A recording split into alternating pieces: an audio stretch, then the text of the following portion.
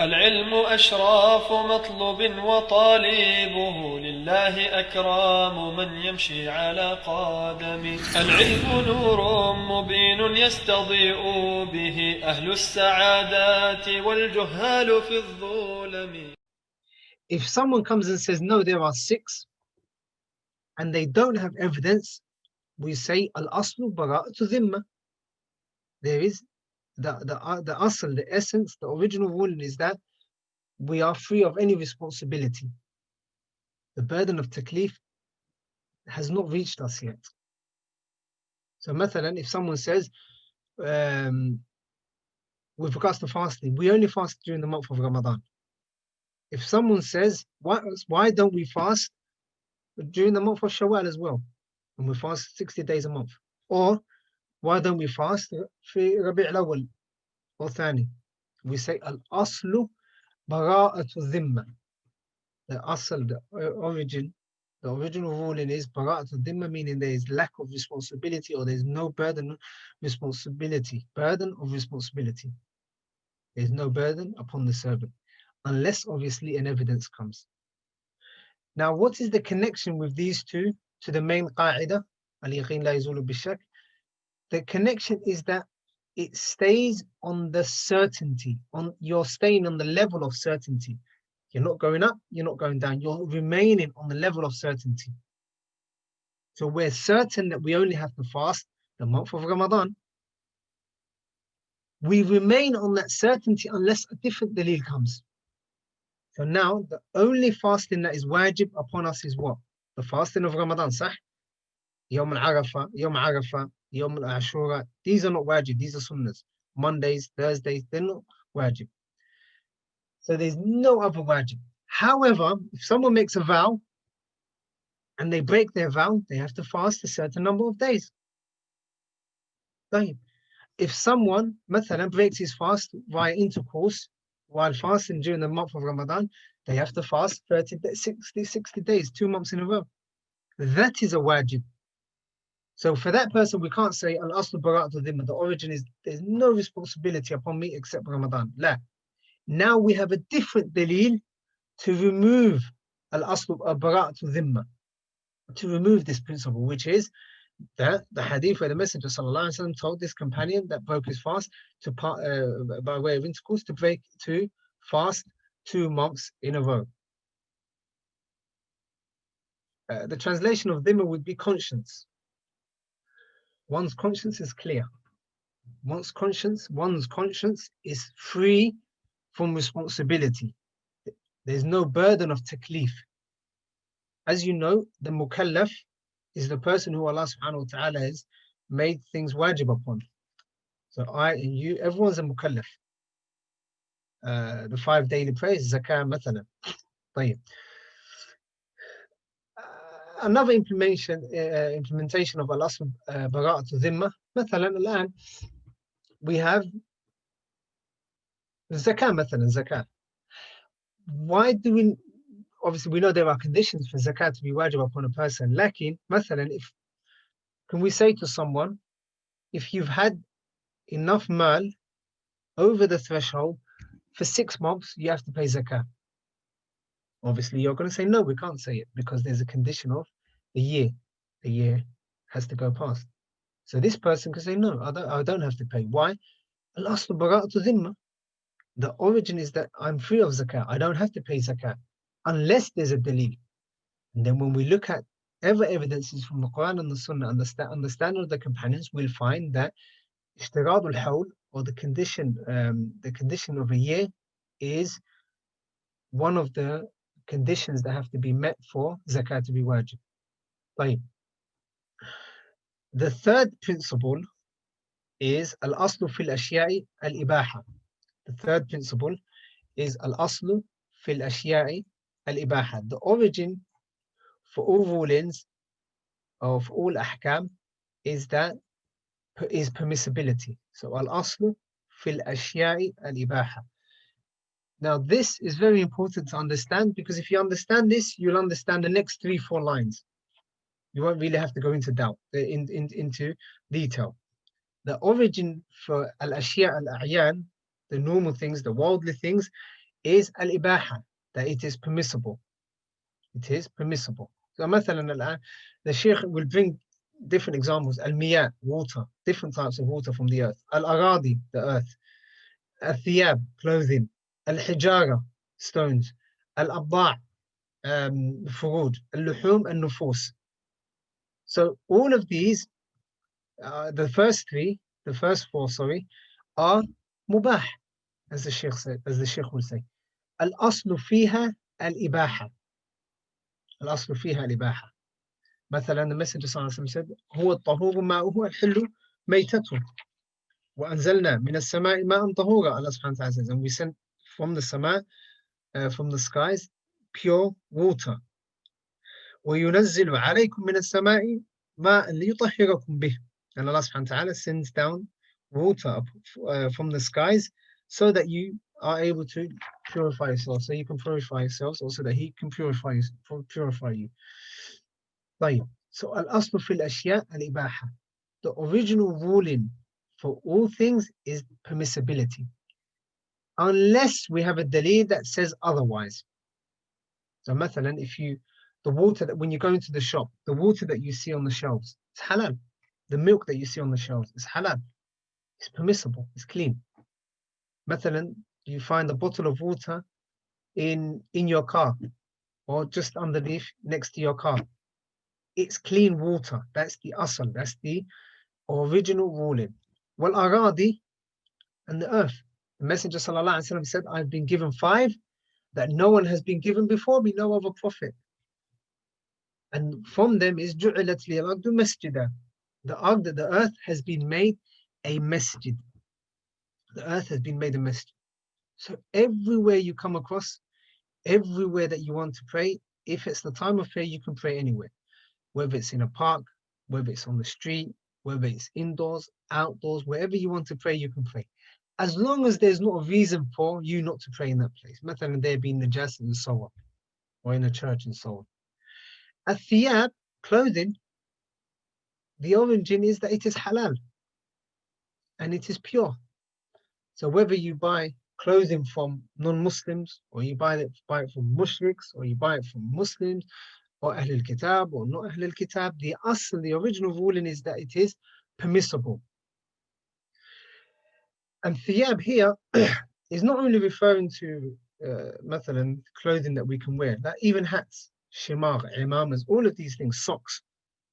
Thiyab is a lot more general than what we deem it to be. Al-hijara, and stones. And the reason why Sheikh mentions this is because obviously in Bab al-Tahara, there's a bab in which, or istinja, where a person can purify themselves with stones. So the asal, if a person needs to use hijara, stones, is that they are permissible to use and they are clean. So this is also another qa'idah, al-aslu fil ashya'i al-ibaha. Al-aslu fil ashya'i al-ibaha. The Shaykh will mention al-abta', al-luhum, and nufus. Now these 3, he says that they are muharram. He says these 3 are muharram. Wal-aslu fil abda'i, wal-luhumi, wal-nafsi, wal-amwali lil-ma'sumi. يعني تحريمها. It is wal-amwal as well. Right. So these 3 are, or these 4 are all permissible, unless we have evidence, specific evidence saying and that they are impermissible due to a certain najasa falling on them, or the place of prayer being najis, or the thiyab having a najasa on it, and so on. Then the Sheikh mentions these 3, al-abda', yani al-furuj, the private parts, wal-luhum, and different types of meat, wal-nafs, and life, and amwal, and property, are all haram, meaning haram to use and haram to take advantage of, or haram to harm, unless there's a reason for it to be halal. And we shall see in the explanation of these lines, inshallah. Then the 4th principle that we can understand from this, that come under the main principle, is al-aslu fil ibadah, al-aslu fil ibadati al-man'. Al-aslu fil ibadati al-man'. Al-aslu في العبادة المنع. So مثلا the ibadah that you wish to conduct, that you wish to perform, the origin is that it is haram. مثلا الآن it's haram for you to pray, it's haram for you to go hajj, perform hajj, it's haram for you to pay zakah, it's haram for you to fast. All of this is haram. Unless there's an evidence from the Quran and the Sunnah or the ijma' of the Salaf. Or ijma' or qiyas. All of these. Right? So we have an evidence for salah, hajj, fasting, and so on. And this rules out al-bid'ah. This rules out innovations. This qa'idah, al-aslu fil ibadati al-man', it rules out al-bid'ah. So no one can come with a bid'ah after hearing this qa'idah. Why? Because the origin of any type of ibadah is that it is not permissible. Why? Because ibadah is something that you get closer to Allah subhanahu wa ta'ala via. Only Allah subhanahu wa ta'ala knows how you can get closer to Him. Only the Messenger sallallahu alaihi wasallam knows how you can get closer to Allah subhanahu wa ta'ala. And the Messenger sallallahu alaihi wasallam taught us everything and anything that can possibly bring us closer to Allah subhanahu wa ta'ala. So the fact that the Messenger sallallahu alaihi wasallam did not mention it shows that it is not a correct way of worshipping Allah subhanahu Allah subhanahu wa ta'ala. طيب. طيب. So where the Shaykh says وَالْأَصْلُ فِي الْأَبْضَاعِ وَاللُّحُومِ وَالنَّفْسِ وَالْأَمْوَالِ لِلْمَعْصُومِ تَحْرِيمُهَا حَتَّى يَجِيءَ الْحِلُّ. طيب. Going back to these four, the Shaykh says al-abda' يعني intercourse or fruit, wal-luhum and meat, and innocent lives and amwal, they're all haram. If we look at abda', on the mutton you should have al-abda'. Al-abda', when you look at it, when it's with fatha, al-abda', then it is furud. It is furud, and into private parts. And the asl of that is that it is haram. That it is haram. وَالَّذِينَ هُمْ لِفُرُوجِهِمْ حَافِظُونَ. So the asl of that is that it is haram. And the only way to make it halal is with a aqd of nikah. The aqd of a nikah. Lakin if we say al-ibda' bil-kasra, I've just spelled out al-ibda', then that refers to an-nikah. That refers to aqd nikah, the contract of nikah. The contract of the nikah. So if we say ibda', then the asl for ibda' is يعني النكاح الحل. فانكحوا ما طاب لكم من النساء. It shows الحل. طيب. So عقد, if we're talking about ibda' with a kasra, it is the aqd of the nikah. And this is a fact that Shaykh Salih al-Utsaymin hafidhahullah mentioned. Al-ibda' in his explanation. Al-ibda' with a kasra, it is the aqd of the nikah. And if we say al-ibda' with a kasra, then the origin is that it is halal. So we connect it along with the other things that we mentioned earlier on, such as al-miyah, wal-hijara, wal-aradi, wal-thiyab. طيب. Lakin, if we say al-abda', then it is the furuj, and that is haram unless by way of nikah. By way of nikah. طيب. Wal-luhum, meat. We can also understand that to be every type of meat is haram unless or except that which the name of Allah subhanahu wa ta'ala has been pronounced upon. So we can say every type of meat is haram from the meat of the behemoth al-an'am that we can eat, that are permissible to eat. It is haram unless the name of Allah subhanahu wa ta'ala is pronounced at the time of slaughtering. Is pronounced at the time of slaughtering. So if we're saying luhum in that sense, then yes, every type of luhum is haram. Like if we're looking at it as the general sense of what we can eat, then every type of meat is permissible unless Allah subhanahu wa ta'ala has mentioned it and prohibited it. مثلا قل لا أجد فيما أوحي إلى, as Allah says in Surah An'am, قل لا أجد فيما أوحي إلي محرما على طاعم يطعمه إلا أن يكون ميتة أو دما مسفوحا أو لحم خنزير فإنه رجس. Allah subhanahu wa ta'ala says that, or the Messenger sallallahu alaihi wasallam said, there is nothing that has been revealed to me that is muharram for the person to eat, the person that is eating for him to eat, except a maita, a dead animal, or daman masfuhan, or blood that gushes forth from the animal that is maita, or that is being slaughtered, or lahma khinzirin, or the animal, or the swine, the flesh of swine, pork. So فَإِنَّهُ رِجْسٌ. So these have been specified by Allah subhanahu wa ta'ala. Allah subhanahu wa ta'ala says in another verse, Surah Al-Baqarah, إِنَّمَا حَرَّمَ عَلَيْكُمُ الْمَيْتَةَ وَالدَّمَ وَلَحْمَ الْخِنْزِيرِ وَمَا أُهِلَّ بِهِ لِغَيْرِ اللَّهِ. So in these verses, Allah subhanahu wa ta'ala mentions that which is haram, meaning everything else is halal. Everything else is halal.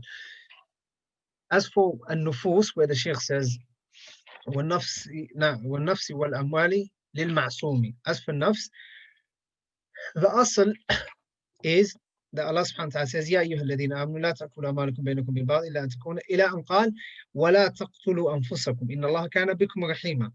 إن الله كان بكم رحيما. Allah subhanahu wa ta'ala also says, ولا تقتلوا النفس التي حرم الله إلا بالحق.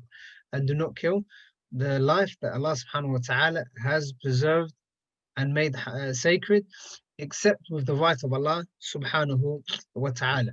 And the Messenger sallallahu alaihi wasallam said, لا يحل دم امرئ مسلم إلا بإحدى ثلاث. The Muslim, the blood of the Muslim is haram unless or except with three, in three circumstances. النفس بالنفس, يعني قصاص, capital punishment. If a person kills another, they get killed. والثيب الزاني, and the zani who has been married before. The zani who has been married before. So just as a side point, a side benefit, a thayyib zani is not, obviously you know that if a person is a zani wal billah, there's two types: a zani who's never been married and a zani who's been married. The zani that's never been married, they get lashed. The zani who's been married, they get stoned to death. Like, it doesn't mean that the person who is currently married, who is a mutazawwij, la.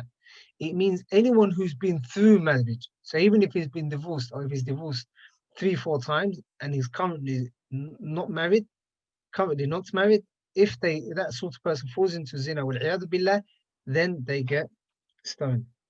طيب. والمارق من الدين التارك للجماعة. So the third person is a person who leaves off the jama'ah, leaves and apostates from the religion of Islam. So in this hadith, the Messenger said, only these three people are allowed to be taken, or the life of these three people is permissible to take. طيب. So when we look into the Quran and the Sunnah, there are 4 types of people that are impermissible to kill. The Muslim, the dhimmi. The dhimmi is the person who lives, that I've just written, the person who lives amongst Muslims, pays the jizya, and lives normally in a Muslim country. Right. Al-mu'ahad. Al-mu'ahad is the person who has been given a covenant, an agreement by the Muslims. An agreement, mathalan, there's an agreement between them. For example, this person's going there to do business and they've allowed him to come in. So that is a mu'ahad. And then there's the musta'man. There's the musta'man. The musta'man is the person who has been given safety and security by another Muslim. Safety and security. There was a certain hadith where Hani gave an amn to one of the mushrikeen, and Ali tried to kill him. And the Messenger sallallahu, after Hani complained to the Messenger sallallahu alaihi wasallam, the Prophet sallallahu alaihi wasallam said, we give amn to whoever Hani gives amn to, or kama qala sallallahu alaihi wasallam. So these are the anfus al-muharrama, al-Muslim, al-dhimmi, al-mu'ahad, and al-musta'man. These 4 are haram, to kill and to harm. طيب, what's the opposite to these? The harbi. The harbi, the person who is in jihad, is in war, fighting against the Muslims. Fighting against the Muslims. So this sort of person, his life is not sacred, is not haram to take, Like, obviously that is in jihad fi sabilillah, and where jihad is correct and it has its conditions have been met. There's the imam and so on, and there's a raya and so on. The correct imam, correct jihad. Not what we hear today, people shouting around at the top of their voices. طيب. تحريمها نعم. So the Sheikh says to finish it off, تحريمها حتى يجيء الحلم. So all of these four things that he mentions, الأبضاع واللحوم, and after explaining what the meaning of these two, والنفس والأموال, all of these are impermissible. Likewise, الأموال, the amwal of the Muslims, the wealth, the property of the Muslims, is not halal for you to take. The Messenger sallallahu sallallahu Allah subhanahu wa ta'ala says, Ya ayyuhalladhina amanu la ta'kulu amwalakum bainakum bil batil. O you who believe, do not eat each other's property, take each other's property upon falsehood and oppression. طيب. And the Messenger sallallahu alayhi wa sallam said, فَإِنَّ دِمَاءَكُمْ وَأَمْوَالَكُمْ وَأَعْرَاضَكُمْ بَيْنَكُمْ حَرَامٌ كَحُرْمَةِ يَوْمِكُمْ هَذَا فِي شَهْرِ يَوْمِكُمْ هَذَا فِي شَهْرِكُمْ هَذَا. Verily your blood and your wealth and your honor is haram upon you. Just like this day is sacred, and the sacredness of the haramness of this day, and as the sacredness of this month, meaning the Hijjah, meaning the Hijjah. So it's haram for you to kill another Muslim, kill another innocent soul, or take their property, or fall into their honor, such as qadf and ghiba and so on, backbiting, and accusing them of falling into fawahish, abusing them, mocking them, and so on. Allah subhanahu wa ta'ala makes all of these things, made all of these things haram upon the Muslim. Ya ayyuhalladhina amanu la yaskhar qawmun min qawmin asa yakunu khayran minhum. Well, you who believe, do not mock another group of believers, another group of people. It may be that they are more virtuous than them. And then Allah subhanahu wa ta'ala says, Inna akramakum indallahi atqakum. Verily, the most God-fearing amongst you is the one that fears Allah subhanahu wa ta'ala. Right. We'll stop there inshallah for this principle, and then we'll carry on with the qaida of al-ada or al-urf next week from line 22. Like, we'll stop there. Few points. There's inshallah, as I asked you a couple of weeks back in the last lesson, there was I asked if you wanted to have an exam, if you want to have an exam halfway through, and you said yes. Right, so we'll have this exam next week, inshallah. I did send out the I sent out the i'lan, or the notification, during the week on Tuesday, I think it was. So you had enough time to start. Now, the exam will obviously be next week, inshallah. Lakin, lahza, notice.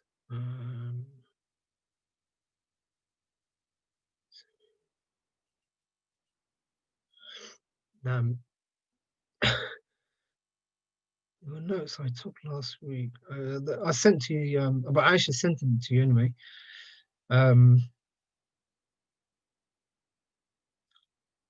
على كل حال, if I find out, I'll let you know. Lakin, the exam will be next week, inshallah. What you have to memorize is the principle, the qaida. You have to memorize the qaida, the evidence for every qaida, only the main principles that we took. All of the sub-principles, I don't expect you to mention all of the evidence for it. Just the evidence for the main principles, the 5 principles, and the 4 principles that we've taken, and then the masalih and the mafasid, these principles. So all of these sub-qawaa'id, you don't have to memorize the evidence for them. Some of them I haven't even mentioned anyway. Then you also have to memorize or understand the general meaning of each principle. The general meaning of each principle. Again, this can be 2 lines, 3 lines, nothing long. As long as I know that you know the general meaning of each principle. Also, you have to memorize some examples for each principle. Try making up examples of your own. So examples for these principles. And As for these sub-principles, the principles that I've mentioned, sub-Qawaa'id, 4 sub-principles, the memorize one at least. Try memorizing at least one of these sub-principles. Yeah, that's all I can think of at the moment. I've sent all of the notes that I had. I sent them over to you. And also, yeah, no, the muqaddimah, very important. The muqaddimah is extremely important. There are going to be questions from the muqaddimah. The introduction to Qawaa'id al-Fiqhiyyah, the meaning of Qawaa'id al-Fiqhiyyah, the difference between al-Qawaa'id al-Fiqhiyyah and Qawaa'id al-Usuliyyah, and the different types of Qawaa'id al-Fiqhiyyah and so on. Inshallah, hopefully, there'll be a few questions on that as well. There was a question somewhere. With someone